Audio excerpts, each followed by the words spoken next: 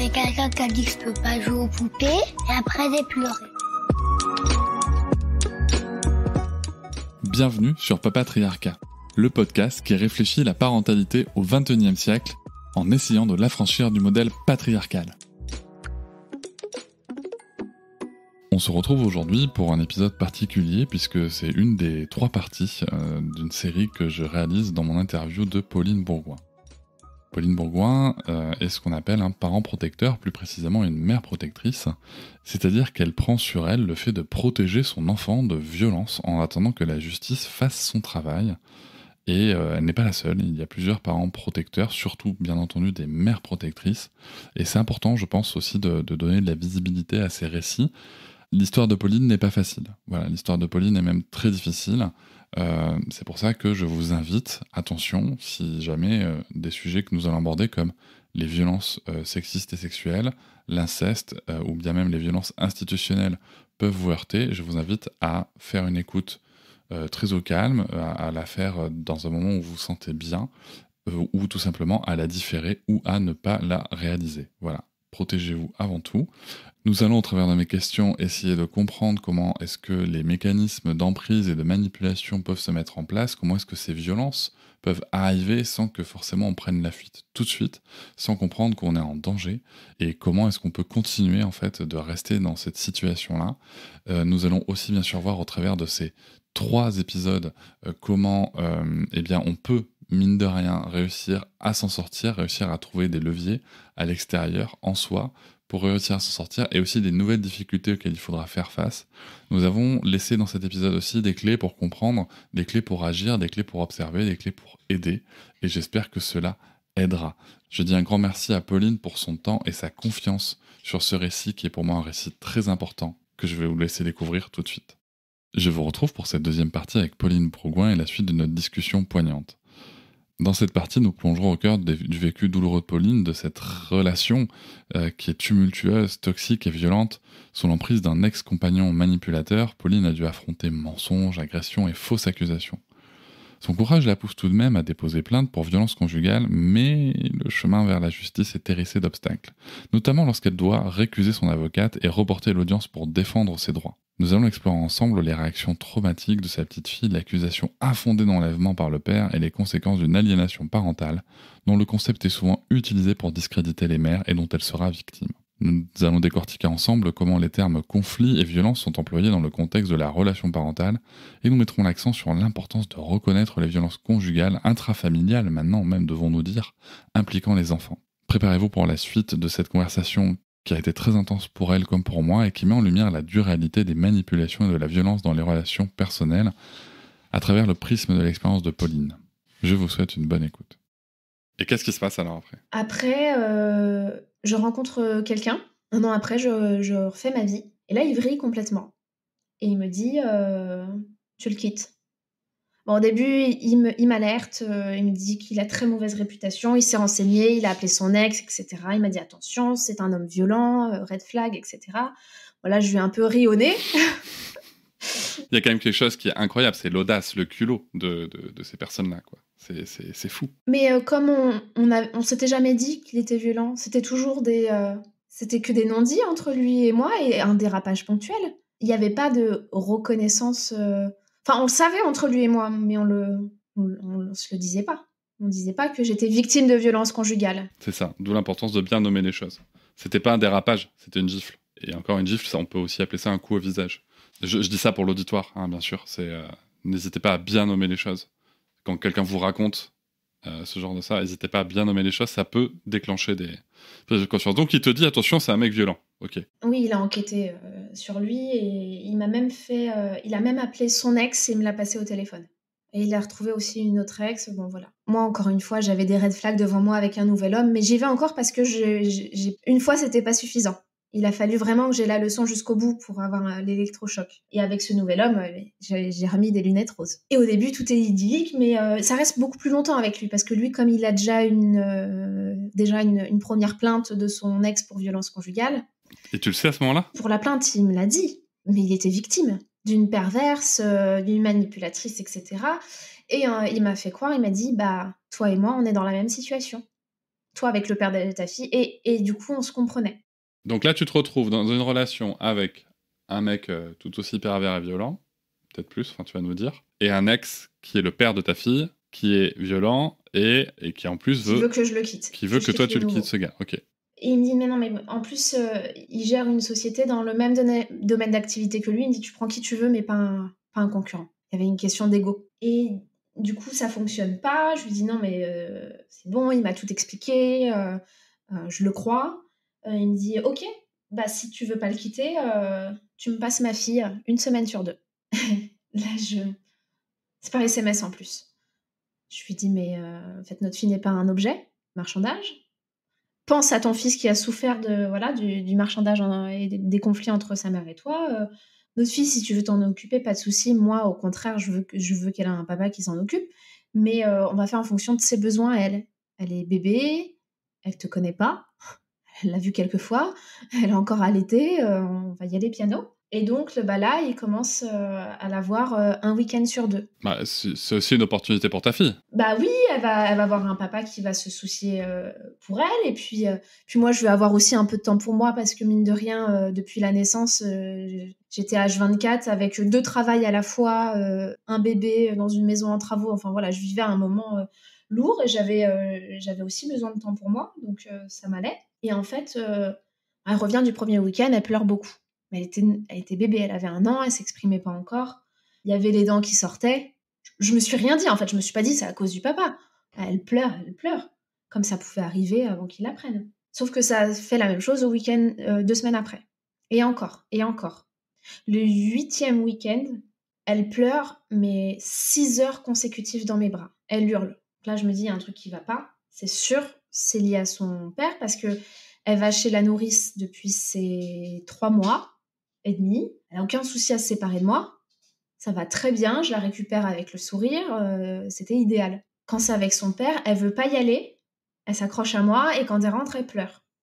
Donc là, je veux pas le brusquer, j'ai un peu peur de lui, je l'accuse de rien, je lui dis juste, peut-être que c'est la séparation avec sa maman, c'est trop brutal de te séparer aussi la nuit alors qu'elle est encore allaitée. Je lui propose qu'il la prenne toujours 1 week-end sur 2, mais sans les nuitées, qu'il me la ramène le soir et qu'on y aille progressivement et qu'on réinstaure les nuitées progressivement plus tard, une fois qu'elle est plus allaitée. Je lui propose un plan même de sevrage de l'allaitement pour qu'elle soit sevrée à ses 2 ans et qu'il puisse commencer à la reprendre comme ça. Ok au début. À ce moment-là, donc mon autre relation progresse. Mon compagnon me pousse aussi à avoir un cadre parce que c'est vrai qu'il respecte jamais les horaires. On se donne rendez-vous 3 heures après, il est toujours pas là, son téléphone est éteint. Il contribue en rien financièrement pour sa fille. On me dit à un moment, il faut que tu te fasses respecter. Donc moi je lui dis je te propose qu'on fasse une convention parentale et qu'on la fasse homologuer par la justice. On fait les choses entre nous, il n'y a pas de conflit, il n'y a pas de souci. Il est d'accord. On la rédige ensemble. Enfin, je fais un projet par une avocate, je lui soumets, il me dit ça me va pas, ça me va pas, je recorrige. Et là, on a la version finale sur laquelle on s'est mis d'accord tous les deux. Et j'ai fait l'erreur de lui annoncer, avant la signature de ce document-là, le matin même, je lui annonce que ça fait 1 an et demi depuis la séparation que je travaille à développer la société. Là, elle a acquis une maturité, j'ai recruté le personnel, j'ai fait tout ce qu'il fallait pour pouvoir partir sereinement et qu'elle puisse perdurer.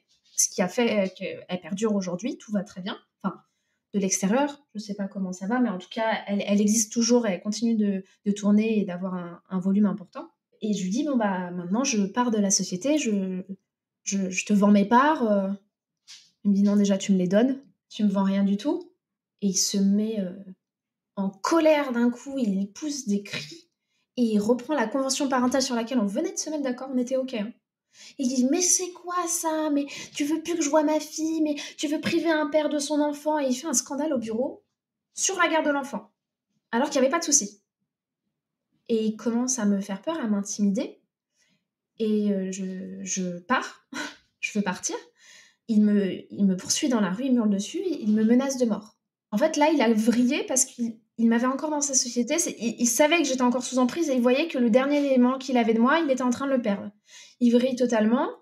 Je monte vite dans la voiture. Je me souviens, j'étais toute tremblante. Je fais ma marche arrière vite pour fuir chez moi. Et il court après le véhicule, il saute sur le capot. En fait, je suis en panique totale. Je mets un coup de volant pour le faire tomber, ça marche pas. Un deuxième, ça marche pas. Je vais pas... je vais pas le ramener chez moi, donc je m'arrête. Je me souviens, je commence à filmer pour qu'il se calme en fait, parce qu'il va pas faire grand-chose devant une caméra. Il m'incendie, il fait le tour du véhicule, ma fenêtre était entrouverte comme ça, il passe sa main, il m'attrape la main, et là, il m'éclate la main contre la vitre, jusqu'à ce que je lâche mon téléphone. Moi, j'ai la main en sang, il me vole mon téléphone, et ensuite, il y a des cris, etc., et il y a la police qui arrive. La police me dit d'aller me faire soigner à l'hôpital, et ensuite d'aller déposer plainte. Et donc, je vais à l'hôpital, j'ai un certificat d'identité qui m'est délivré, j'ai mon nom qui tombe, et ensuite, j'ai pas le courage de déposer plainte. Et je fais juste une main courante. Le policier insiste et je dis non, j'ai trop peur. Et c'est ce jour-là que j'ai signé un peu le début de la vendetta du père de ma fille. C'est le jour où je l'annonce que je quitte l'entreprise aussi. Oui, le jour où tu coupes ce dernier lien très très concret et matériel qu'il avait pour te tenir, quoi. Ouais.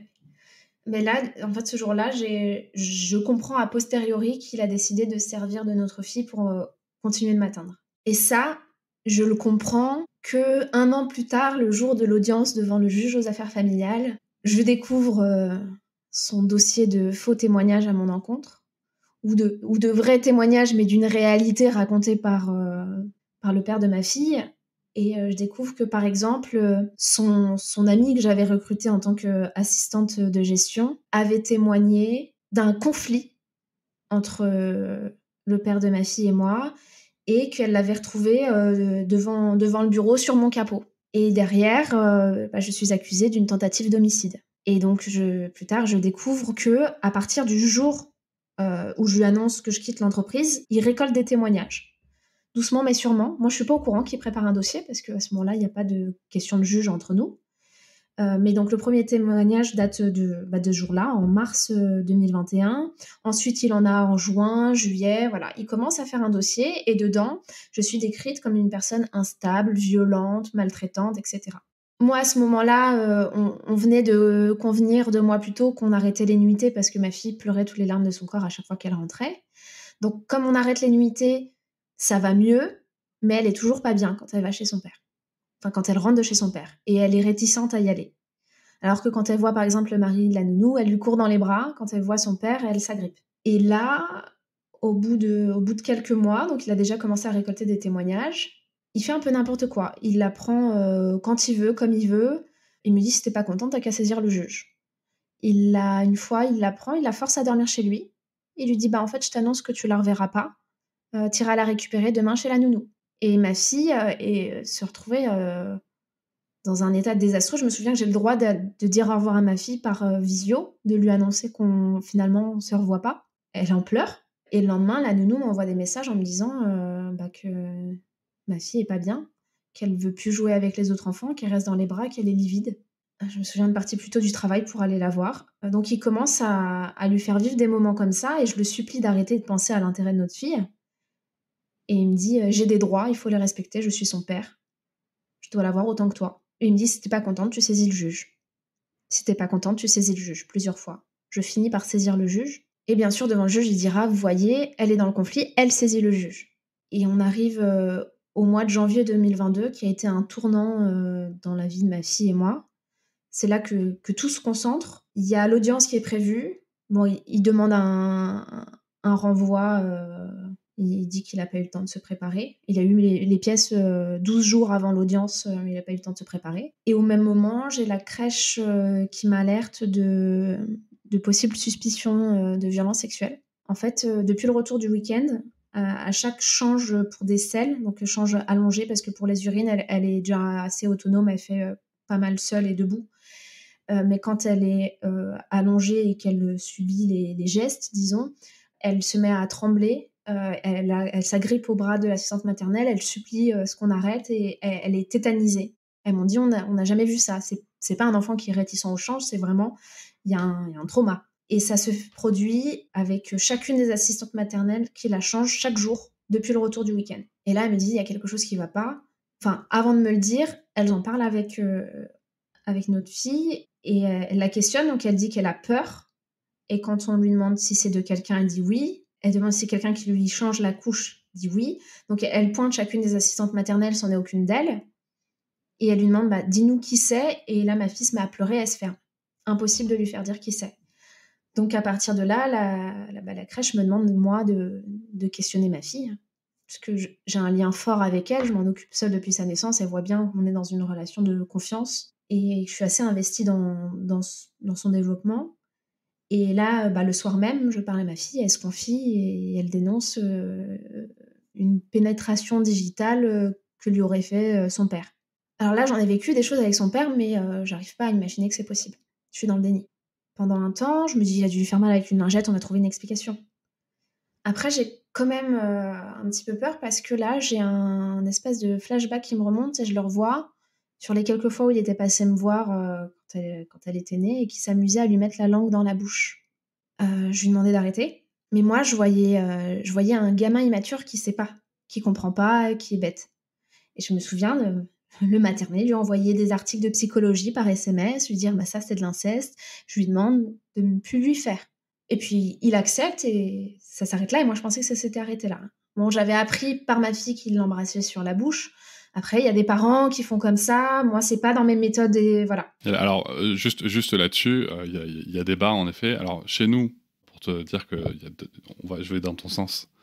Chez nous, par exemple, les seules personnes qui s'embrassent sur la bouche, ce sont les personnes qui sont romantiquement amoureuses, donc c'est papa-maman. Voilà. Nous, c'est la limite qu'on a mis. Je sais que dans d'autres familles, à commencer par la mienne, il y a d'autres pratiques qui incluent pas forcément d'inceste, mais on peut faire des choix différents. Donc c'est vrai que cette pratique-là, quand tu la vois, ça veut pas forcément dire danger, tu vois. Et c'est pour ça que je me suis pas plus insurgée pour les bisous sur la bouche. Après, la langue, c'était intolérable, donc je lui ai demandé d'arrêter avec la langue. Et moi, je suis pas pour le bisou sur la bouche, mais je vais pas crier au loup dès que quelqu'un fait ça. Et à ce moment-là, quand je te dis j'ai tout qui me tombe dessus au même moment, c'est concentré, c'est que la relation que j'avais depuis 1 an et demi, ce nouvel homme avec qui je vivais à présent, la relation était superbe au début, vu qu'on vit ensemble, ça y est, il commence à montrer son vrai visage. Et il en vient aux mains au mois de janvier. Le 2 janvier, il est très violent avec moi. Bon, il s'est évidemment confondu en excuses, etc. Mais là, je perds confiance parce qu'il m'a fait croire que son ex était folle, menteuse, manipulatrice et violente. Parce qu'il me dit, oui, il y a eu de la violence entre nous, mais c'est elle qui était violente. Et moi, il m'est arrivé de la pousser une fois, elle a tombé dans les escaliers, elle s'est cassé des os, mais c'est parce qu'elle était violente envers moi. Et là, moi, je me souviens de cette nuit d'horreur où il m'a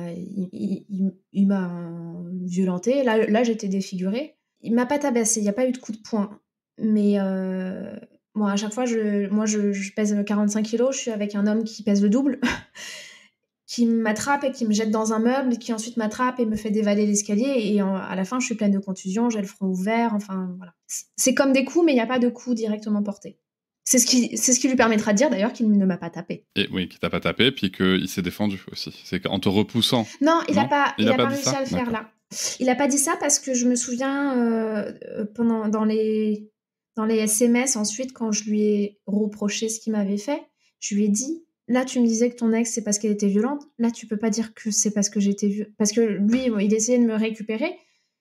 Je lui ai dit, mais moi j'ai pas mérité ça, j'ai pas une once de violence, donc comme il y a ça par SMS, il s'est pas mis à dire légitime défense parce qu'il reconnaissait que je n'avais pas une once de violence.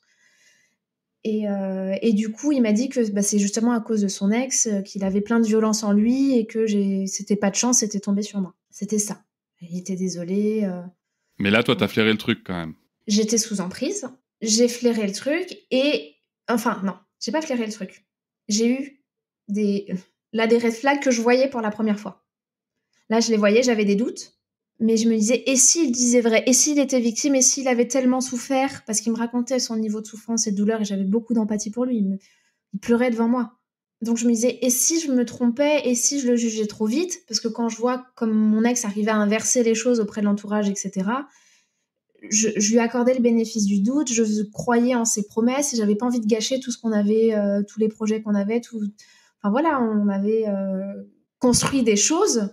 Je voulais pas jeter l'éponge si vite, surtout que j'étais à ce moment-là fragilisée par ces violences, puis par les révélations de ma fille.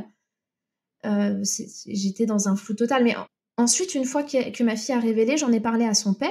Parce que je me dis, on va trouver une explication. Moi, je suis dans le déni. Je peux tout imaginer, sauf que son père fasse ça sur sa propre fille, en fait. Et lui, il me dit, c'est ton... Je t'avais dit de le quitter. c'est ton compagnon. En plus, il y avait un truc, ma fille qui voyait la fille de mon ex-compagnon, elles ont 3 ans d'écart, donc c'était un modèle pour elle, la plus grande, etc. Elle l'appelait papa. Elle était tout bébé, elle se mettait à l'appeler papa. Donc je disais non, c'est pas ton papa, mais son prénom était difficile à prononcer. À la crèche, il me disait non, mais c'est normal, à cet âge-là, il y a du mimétisme. Et puis, quand les prénoms sont difficiles à prononcer, parfois on prend autre chose, elle va grandir, elle comprendra. Tant que moi, je l'appelle pas comme ça.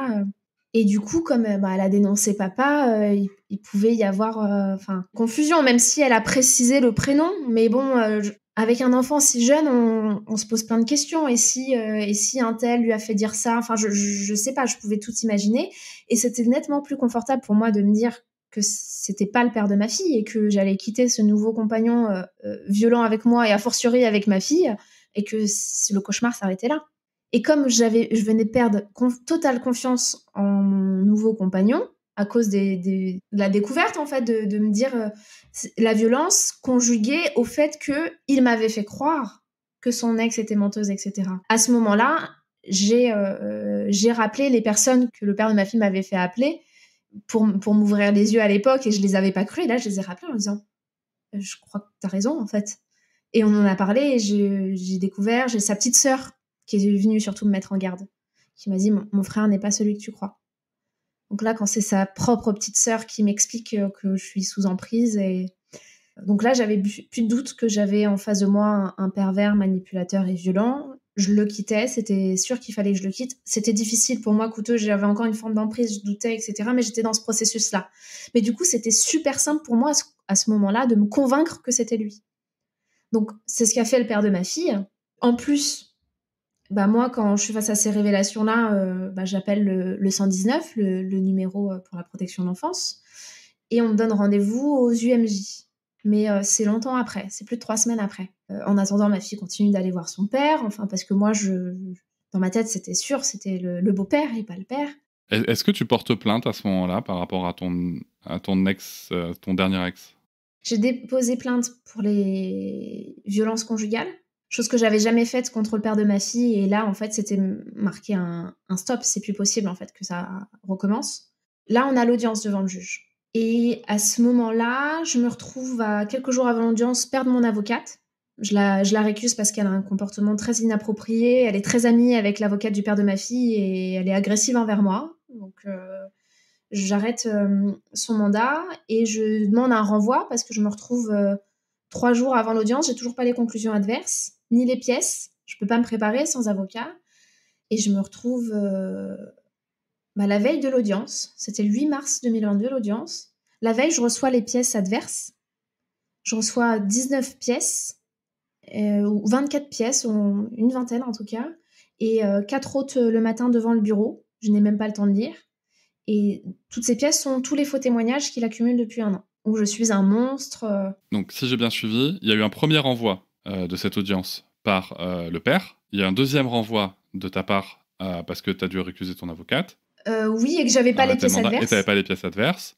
Surtout. Et donc là, tu arrives le 8 mars avec les pièces la veille, certaines le matin. Et 3 ou 4 autres remises devant le bureau de la juge. Ok, et tu as retrouvé une avocate entre-temps ?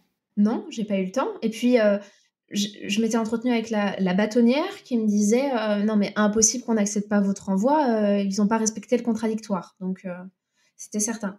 Et j'ai oublié un élément prépondérant, l'élément déclencheur de tout ça, c'est quelques jours avant, le 1er mars, j'ai le rendez-vous avec l'aide sociale à l'enfance et avec la protection maternelle et infantile qui fait une évaluation suite au passage aux UMJ.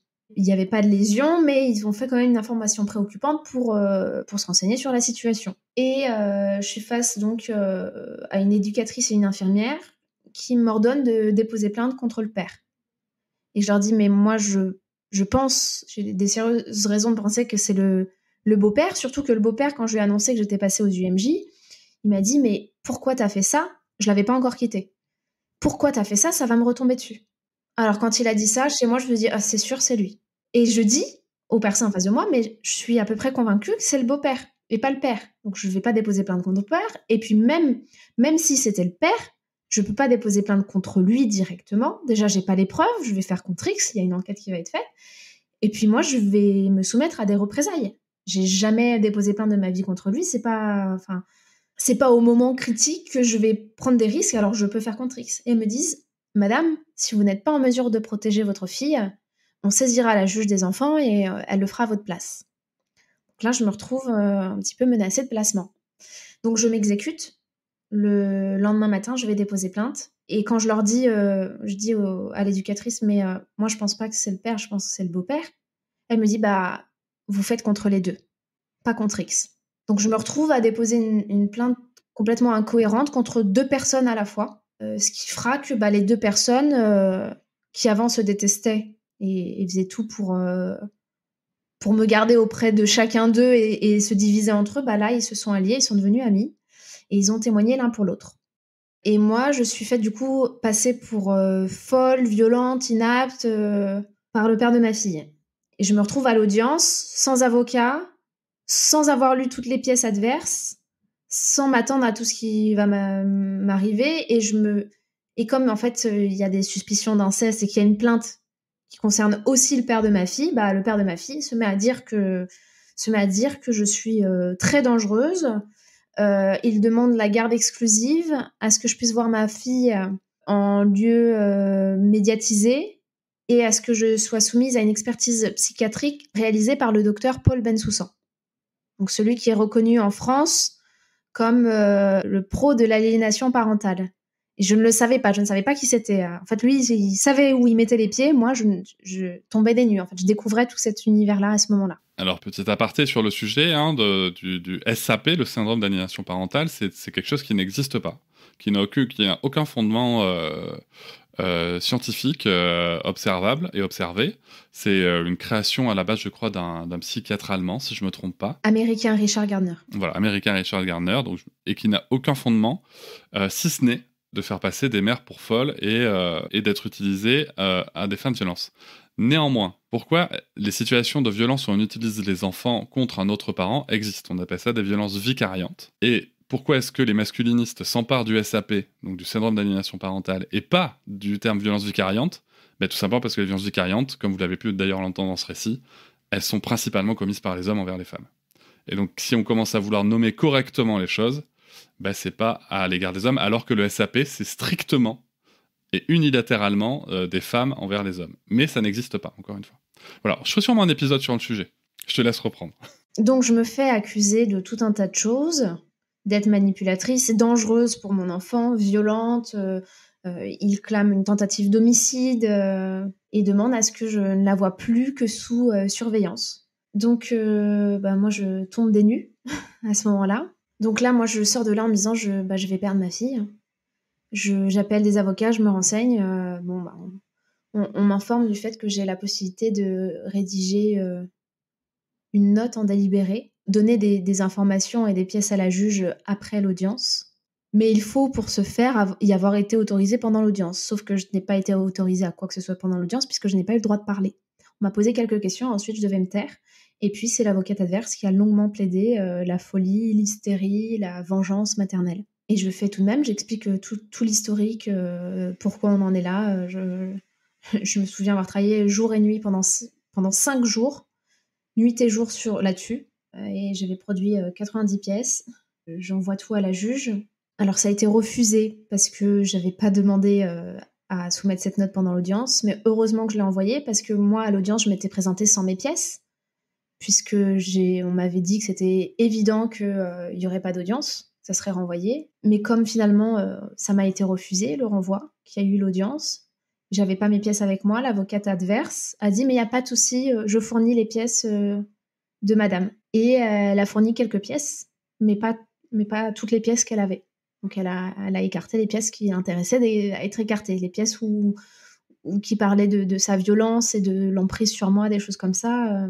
Elles ne sont pas apparues dans le dossier. Et donc, heureusement que j'ai envoyé cette note en délibéré parce que la juge a au moins récupéré les pièces qui étaient annoncées dans le bordereau initial de mon avocate. J'avais 20 pièces, donc elle n'a pas pu prendre les 90 pièces, mais au moins les quelques pièces qui n'avaient pas été présentées par l'avocate adverse, elle a pu les prendre, et ce qui m'a permis de ne pas perdre la garde. Parce que ok, le père de ma fille et mon ex-compagnon disent que je suis une mère dangereuse, etc. Mais sinon, tout le reste du monde reconnaît mes qualités maternelles. Je crois pas que j'avais pas encore de témoignage de la crèche à ce moment-là. La crèche ensuite a expliqué comment ça se passait. Bon, le père de ma fille ne le voyait pas, il s'en occupait pas. Ils l'ont vu quelques fois dans l'année. Mais malgré les révélations d'inceste de ma fille, le père obtient une garde classique. La juge me dit qu'elle n'est pas juge pénale, que les révélations d'inceste ne la concernent pas, qu'on est au civil et que du coup on écarte ce sujet. Et je me retrouve contrainte à remettre ma fille à son père le week-end qui suit, donc le 11 mars. Comme je lui avais fait sauter un week-end le week-end précédent, comme l'aide sociale à l'enfance m'avait dit, vous déposez plainte contre les deux et vous donnez pas votre fille à son père, j'ai fait sauter un week-end et donc il fallait qu'il le rattrape, donc il l'a eu 2 week-ends consécutifs. Il y a juste un truc qui m'interpelle, et pas toi, hein, mais c'est juste que je trouve ça fou, c'est que il y a une procédure qui est en cours avec l'aide sociale à l'enfance. Il y a une plainte qui est déposée. Il y a quand même, du coup, il y a 2 plaintes qui sont déposées. C'est quand même quelque chose de très officiel, tout ça. Et la juge, même si c'est du civil, hein, je comprends la différence civile-pénale, mais la juge te dit qu'elle n'a pas à en tenir compte. C'est juste... Enfin, tu vois, là, par rapport au système judiciaire français, je me dis, c'est juste incroyable, quoi. Bon, bref, pardon, je te laisse reprendre. Oh, j'ai oublié un élément important aussi, juste avant l'audience. En fait, le 1er mars, il y a le rendez-vous. Le 2 mars, le lendemain matin, je dépose la plainte. Et le vendredi 4 mars, j'annonce au père que le lendemain, je ne lui remettrai pas notre fille, parce qu'il avait normalement le samedi en journée et le dimanche en journée. Il n'y avait plus les nuitées encore à ce moment-là. Ah non, j'avais réinstauré une nuitée, celle du samedi soir, pour plus qu'il la prenne de force, parce que ça la perturbait trop. Donc au moins, il avait une nuitée, celle du samedi soir, donc il l'a récupérée le samedi matin. Et je l'informe que le lendemain, il ne l'aurait pas, que j'ai dû déposer plainte, mais que c'est la maison du département qui m'a invité à le faire, et qu'il va y avoir une enquête, et que c'est juste le temps de l'enquête que je l'incrimine pas. Moi, à ce moment-là, je ne pensais pas que c'était lui. J'ai commencé à y repenser ensuite quand il s'est mis à m'accuser, parce que ce qui m'a inquiété, c'est qu'il ne s'inquiète pas du tout pour notre fille. Il n'a pas appelé la crèche, il n'a rien cherché à savoir. Mais depuis le début, c'est-à-dire que la première fois que tu lui en parles, il te dit c'est ton mec, tu vois. Tu vois, mais c'est ça, il n'y a pas de « mon Dieu, mais comment elle va, j'arrive ». Donc en fait, depuis le début, je veux dire, le bien-être de son enfant ne le questionne pas depuis le début. Mais moi, au début, je me suis dit, bon, il va réaliser que c'est grave et il va se bouger un moment. Mais jusqu'au bout. Les révélations datent du mois de janvier, on est au mois de mars. On est le 4 mars, je lui annonce par SMS. Là, il vrille totalement. Il m'accuse d'être folle. Il dit qu'il faut que j'aille me faire soigner. Et puis, peu de temps après, je reçois un appel de la crèche qui me demande si c'est normal que je les ai pas informés du fait que le père de notre fille allait la chercher tout de suite. Parce que, alors, déjà, il allait jamais la chercher à la crèche. Et quand exceptionnellement il le faisait, j'informais la crèche. Et là, ça les a questionnés, le fait, déjà les révélations que ma fille a faites, plus le fait qu'elle soit pas avertie. Apparemment, le père était en route pour aller les chercher en plein milieu de la journée. On peut souligner quand même les très bonnes réactions du personnel de crèche depuis le début. Oui. Tu vois. Non, je pense que c'est important de le dire, parce que c'est pas toujours évident dans leur cas. Elles ont été exceptionnelles déjà de faire attention à ces symptômes, parce qu'il y en a d'autres qui auraient pu se dire... C'est un caprice. Voilà. Mais non, mais c'est vrai. Et là, ils ont eu peur pour elle, en fait. Quand je dis elle, c'est ma fille. Ils ont eu peur pour ma fille. Et je me précipite et je vais la récupérer. Et je découvre dans les pièces qui sont remises 4 jours après, le lundi, une main courante dans laquelle il dit que, comme tous les vendredis, il allait chercher sa fille à l'école. À la crèche. Lui dit l'école. Sérieux ? Oh, putain. Il est même pas au courant. Il n'est pas habitué encore. Il y a écrit l'école dans... dans les mails aussi, hein. Il parle de l'école de sa fille. D'accord. Et puis il dit comme un vendredi sur 2, comme ce qui est convenu. Alors que dans l'année, il y allait 2 mercredis, et puis il y était allé un vendredi avant, sur toute une année. À la crèche, ils l'ont vu maximum 5 fois, pas plus. Et sinon, il a jamais, il a jamais appelé la crèche pour quoi que ce soit. Ils avaient aucun lien. Il se plaint, il dit que j'ai enlevé sa fille, qui devait aller la chercher comme tous les vendredis, alors qu'il y avait aucun accord pour qu'il vienne la chercher le vendredi. C'était le samedi matin qu'il l'a récupérée. Nos SMS démontrent que le samedi matin, il la récupère. Donc ça, je peux le démontrer, mais ça prend du temps avant d'être reconnu. Et donc, il m'accuse d'avoir enlevé sa fille, et au même moment, il a demandé en fait à à la crèche un rapport, une attestation sur le fait qu'ils avaient vu une griffure sur la fesse de ma fille au mois de janvier. Donc pareil, ils s'inquiètent de la griffure sur la fesse de ma fille 2 mois plus tard. Et là, il dit à la crèche, mais c'est quoi ces histoires de révélations de violences sexuelles, etc., le jour de la plainte. Donc par SMS, je lui dis que oui, j'ai récupéré notre fille, qu'elle est en sécurité avec moi, qu'on est à domicile, qu'on va faire des jeux, des gâteaux. Je lui explique le programme. Bon, il me traite de folle, etc. Fin de la conversation, il me contacte plus du tout du week-end. Le dimanche, je suis appelée par la police. Je dois me rendre au commissariat avec ma fille. Et là, j'apprends que je suis recherchée. Mais en fait, ils m'ont eu très facilement. Ils m'ont dit, en fait, on essayait de vous géolocaliser à l'étranger. Le père avait fait un scandale en disant, mais attention, elle va peut-être tuer ma fille. Elle est partie loin. Enfin, il est parti très loin dans ses accusations. Il a dit, elle est complètement folle. Elle va voir des psychologues. Elle a un ex qu'elle accuse de violence. À ce moment-là, il voulait me faire passer pour la menteuse qui accusait tous les hommes de violence à tort. Heureusement, aujourd'hui, il peut plus sortir cette carte-là parce que mon ex-compagnon a été condamné pour ces violences. Mais au début, ça lui servait. Il disait, vous voyez, elle accuse tout le monde de violence. Et là, du coup, on est la veille de l'audience, alors, le dimanche. On est l'avant-veille de l'audience. L'audience, c'était le mardi 8. Et on est le dimanche 6 mars. Je me présente au commissariat et les policiers tombent des nues. Ils m'ont dit, on attendait à voir une folle, en fait. Vous avez été décrite vraiment comme une folle, pas une petite folle, une grande folle incohérente. Et je suis avec ma fille, il voit de la tendresse, il voit de la stabilité entre nous. Et il me dit, mais pourquoi vous n'avez donné aucun signe de vie à monsieur ? Il était mort d'inquiétude, il croyait que vous alliez vous tuer. Je lui dis, si, je lui ai répondu, en fait. Il n'a pas essayé de me rappeler depuis vendredi. Il me dit, vous avez échangé vendredi avec lui ? Bah oui, je monte les SMS. Et il me dit, il s'est bien fichu de nous. Hein. Même, il m'a écrit un message pendant qu'il déposait plainte. Ils m'ont dit, mais ce message-là, c'était ce matin ? Bah oui, regarde les heures. Il dit, mais il se moque de nous. Il aurait pu nous dire que vous répondiez. Parce qu'il me dit, t'es où ? Je lui dis, on fait ça. Je sais plus ce que je réponds. Et ça, c'est pas condamnable, ça ? C'est pas un faux ? Bah si. Ah, bah d'accord. Si. C'est condamnable. Mais je sais pas s'il sera condamné, mais c'est condamnable. C'est grave. Bah oui, c'est grave. Je le démontre dans les pièces, j'ai les SMS, etc. Tout est démontré, mais pendant longtemps, on a continué de croire qu'il y avait un conflit, au lieu de voir qu'il y avait de la violence. Parce que comme il y a des accusations réciproques, on dit c'est un conflit. Je renvoie à la définition du conflit, que je mettrai peut-être le lien vers la vidéo qui l'explique, qui est tirée de la formation de nous toutes. Hein. C'est qu'un conflit, c'est quand les deux parties s'opposent, mais on va dire, à un niveau de violence égal. On va dire ça. Donc un conflit peut être violent, mais n'est pas forcément une violence. Sauf que quand ça va principalement ou très majoritairement dans un seul sens, c'est de la violence. Juste pour l'auditoire.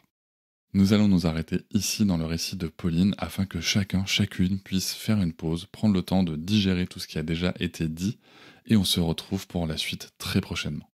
Je vous remercie de m'avoir écouté, je vous invite à vous abonner au podcast sur votre plateforme préférée et à me retrouver sur Instagram, TikTok, Facebook et sur le blog papatriarca.fr.